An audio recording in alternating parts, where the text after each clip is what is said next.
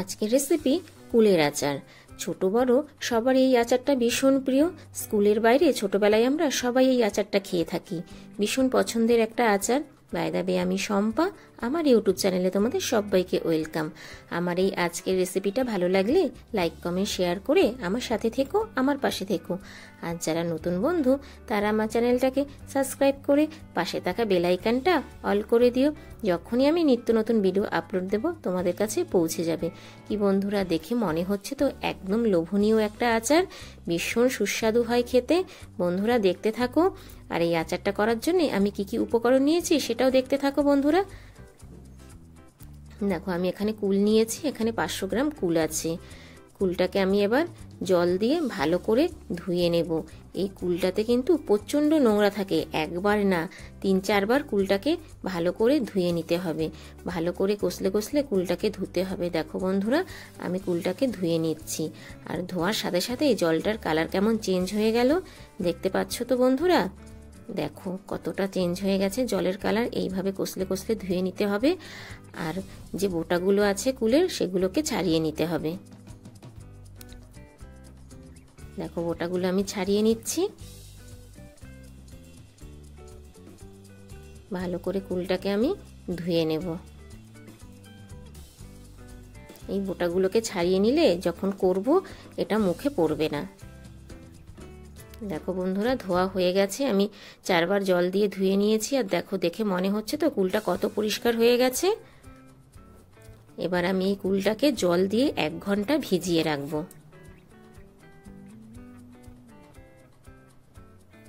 জল দিয়ে দিলাম আমি, এটাকে 1 ঘন্টা ভিজিয়ে রাখবো এই জলের মধ্যে। ততক্ষণে আমি মশলাটা রেডি করে নিই।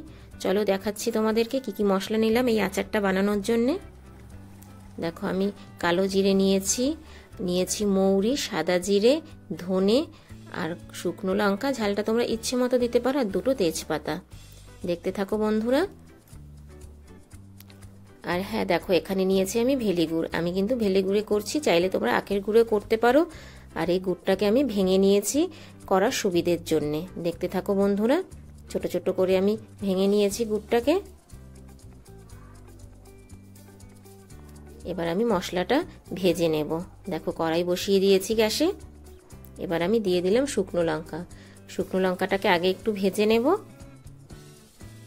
তারপর একে একে আমি সব কটা মশলা দিয়ে দেবো। দেখো, শুকনো লঙ্কাটাকে ভাজি, একটু ভাজা ভাজা হয়ে গেলেই আমি মশলাগুলোকে দেব।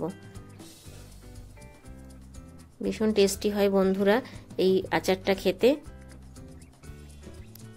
দেখো, দিয়ে দিলাম তেজপাতা।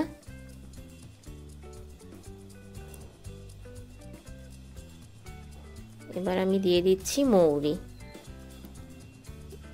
দিয়ে দিলাম ধনে, দিয়ে দিলাম সাদা জিরে, দিয়ে দিলাম কালো জিরে। এবার সব কটাকে আমি ভালো করে ভেজে নেব। ভেজে ঠান্ডা করে মিক্সিতে গুঁড়ো করে নেব। দেখতে থাকো বন্ধুরা।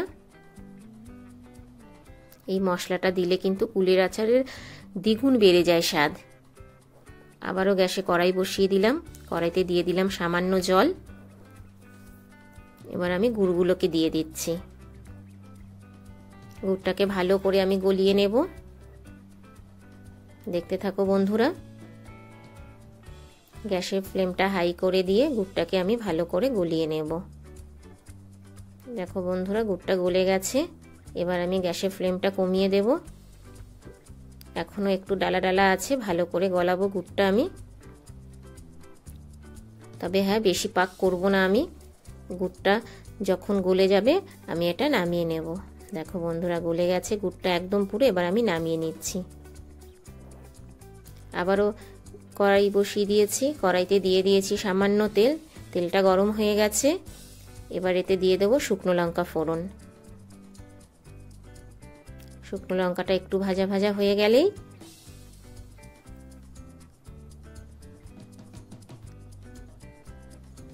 এবার আমি দিয়ে দেবো 5 ফোড়ন।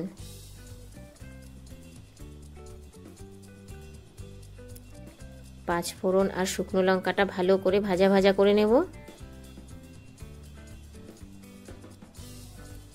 দেখো বন্ধুরা, ভাজা হয়ে গেছে। এবার আমি কুলটা দিয়ে দেবো। সব কটা কুল আমি দিয়ে দেবো।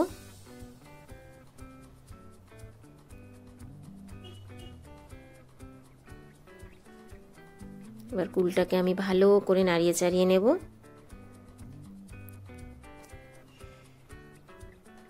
দেখো বন্ধুরা, এবার এর স্বাদ বাড়ানোর জন্যে আমি একটু পাকা তেঁতুল জলে গুলে রেখেছি, সেটাও আমি দিয়ে দেবো এর মধ্যে। এতে কিন্তু কুলের আচারের স্বাদটা দ্বিগুণ হয়ে যায়। এবার এটা দিয়ে ভালো করে নাড়িয়ে চাড়িয়ে নিচ্ছি।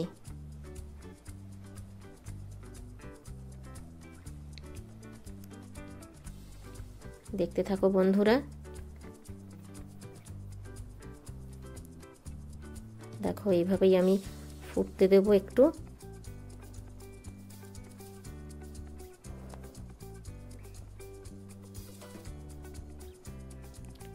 দেখো বন্ধুরা, ফুটে এসছে এটা। এবার আমি যে গুড়টা গলিয়ে রেখেছিলাম, পাক করে রেখেছিলাম, সেই গুড়টা আমি এই কুলের আচারের মধ্যে দিয়ে দেবো। হাতার সাহায্যে দিয়ে দিচ্ছি।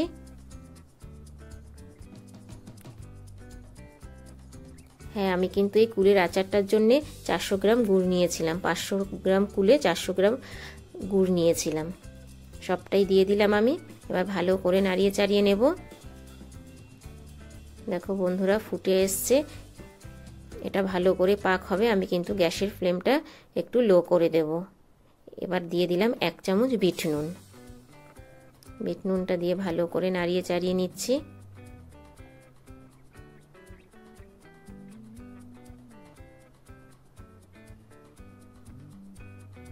দেখো বন্ধুরা, ফুটে এসছে আর কতটা কমে গেছে।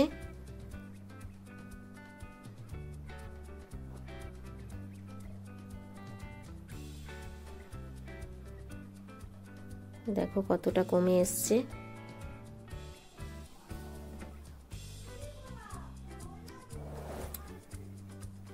আর কালারটা দেখো কতটা চেঞ্জ হয়ে গেছে।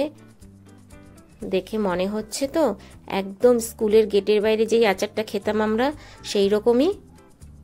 দেখো বন্ধুরা, একদম লোভনীয় একটা কুলের আচার। একদম সহজ পদ্ধতিতে তোমরা বাড়িতে এইভাবেই বানিয়ে নিতে পারবে। এবার আমি দিয়ে দিলাম ভাজা মশলা। যেই মশলাটা আমি করেছিলাম, মিক্সিতে গুঁড়ো করে রেখেছিলাম, সেই মশলাটা দিয়ে দিলাম। এবার মশলাটা দিয়ে ভালো করে নাড়িয়ে চাড়িয়ে নিচ্ছি। মশলাটা দেওয়ার পরে কিন্তু বেশি জাল দিলে হবে না। দেখো বন্ধুরা, একদম আচার আমার রেডি। এবার তোমাদেরকে আমি প্লেটে নিয়ে দেখাচ্ছি কেমন হয়েছে। গ্যাসটা বন্ধ করে দিলাম।